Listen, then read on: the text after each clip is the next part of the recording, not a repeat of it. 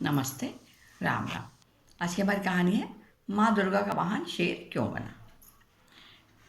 पौराणिक कथाओं के अनुसार पार्वती जी ने बहुत कठोर तपस्या की थी शिव जी को पाने के लिए। उन्होंने शिव जी को पा लिया, बहुत तपस्या करी, शिव जी को पा लिया, पर उनका रंग थोड़ा सा दब गया, सांवली हो गई वो।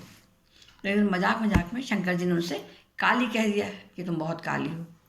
माँ पार्वती की बात बहुत ही बुरी लग गई और उन्होंने कैलाश छोड़ दिया और वन में जाकर रहने लगी।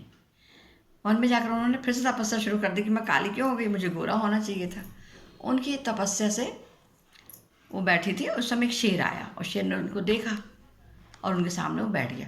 पर पार्वती वहाँ से नहीं हिली, वो बराबर तपस्या में बैठी रही, तो शेर भी वहीं बैठा रहा, बिल्कुल हिला ही नहीं वहाँ से वो।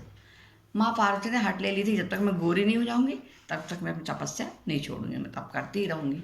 शेर भी भूखा प्यासा उनके सामने बैठा रहा और वो उनको निहारता रहा, वो उसको देखती, वो उसको देखते रहे दोनों। अंत में एक दिन शिव जी प्रकट हुए और उन्होंने माँ पार्वती को गोरी होने का वरदान दिया और अंतर्ध्यान हो गए। पार्वती जी गई और माँ गंगा ने स्नान किया तो उनका रंग एक बहुत सुंदर हो गया और वो बहुत अच्छी दिखने लगी, इसलिए उनका नाम गौरी पड़ गया।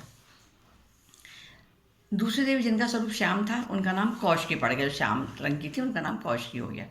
स्नान के बाद माता जी को याद आई कि शेर वहीं बैठा है, वो जाके देखा शेर तो बैठा था और वो ध्यान से देखा जा रहा था। वो एक मांसाहारी पशु होता है शेर, उसने फिर भी पार्वती जी को या माँ को खाने की चेष्टा नहीं की थी।